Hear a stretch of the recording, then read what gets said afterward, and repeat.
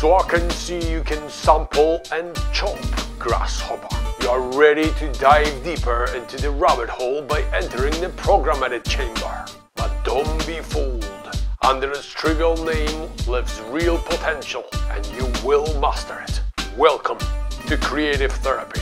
Since I'm using a preloaded program to better explain the first section of program edit, I first have to make sure effects applied to the pads are for the time being switched off, but we will come back to them another time. For adjustments, you can either tap on the value to change it with a big knob or use the corresponding Q-link knobs, as the screen is divided into 4 separate columns to accommodate their use, with small exceptions. First column is called General. Anything changed within that column will affect the whole program. The first option given to us is Semi, which basically changes the value of semitones, pitch, of all samples within the program. And the reason for that would be to match the key of an already recorded melody in another program, for instance. A more in-depth explanation of semitones at the end of this video, so stay tuned. Anyway, 0 represents your original pitch. From there, you can slow the sample down by setting the value below 0 to the left or speed them up with positive value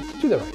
Sometimes going up or down an exact 1 semitone could be not enough. And that's where the scent adjustment comes in play, allowing you to finer alter the pitch. I will also get back to the scents at the end of the video, when I'll be explaining you the semitone. The last setting in the first column lies in the form of Poly, which allows to determine how many sounds can be audible at the same time. When the value is set to mono, only 1 sound can be heard at any given time. So pressing a pad will trigger a sign to its sample, but as soon as you press another one, the first one gets muted, even if the sample still has a little bit to go.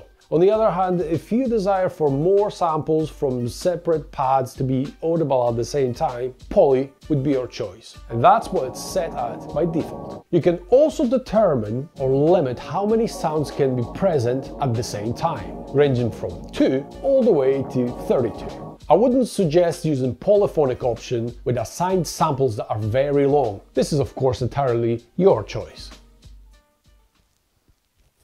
No, seriously, don't do it. Options represented by word pad and corresponding number by default are changed for the currently active pad, but can be set for selection of any pads from any banks or become global, therefore affecting the whole program. For now, all adjustments are going to be made for currently chosen pads only. The first 2 adjustments are pretty straightforward. You can set the level or volume of the assigned sample, and the second one is responsible for panning or positioning the sound in the stereo fields in the center or as much as you desire to the left or right. Since each pad consists of 4 layers, meaning 4 different samples can be assigned to each individual pad, next option allows us to determine in what order layers are triggered. Cycle means when we press the pad for the first time, sample on layer 1 plays.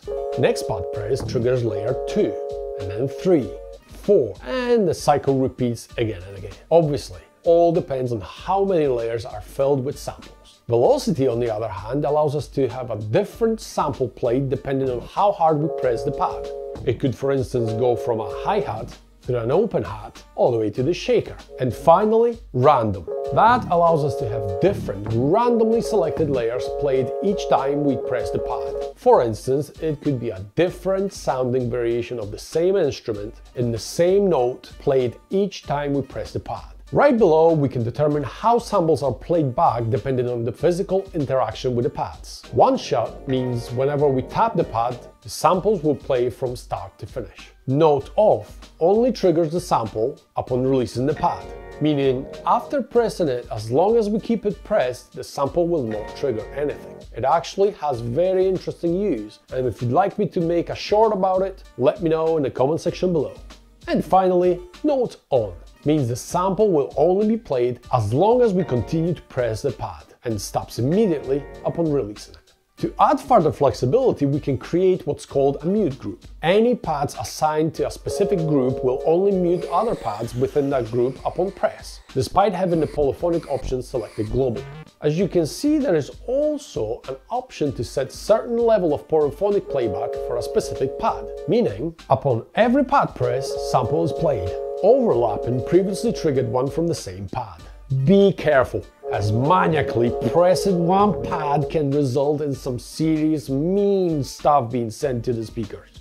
Last two columns are pretty easy to explain. Simultaneous play allows us to trigger up to 4 or even 5, if you include the triggering pads, and play assigned to them samples at the same time. This can be a good option to trigger claps or clashes with the snares, or to build an 808 kicks, a little bit of keg bass and that kind of stuff. Possibilities are really only limited by your imagination. On the other hand, if you'd like a pad to mute up to 4 selected pads when you trigger it, you can do it by assigning a pad or specific pads to a mute target range. There is a lot more to cover about program edit, but for that, stay tuned till the next episode. And now to all those things I promised I would get back to at the beginning of the video. To understand the semitones a little bit better, I will use a simple keyboard for that. In short, semitone is a distance between white and a black key on the keyboard, but with 2 exceptions. Let's pick this key, which produces a sound of a certain pitch.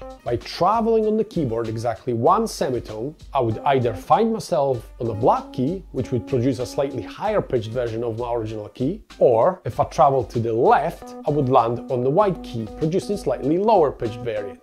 As an interesting fact, pressing a key exactly 12 semitones or 12 keys away from your original key would result in pressing the same note but 1 octave higher or lower, depending on the direction we take.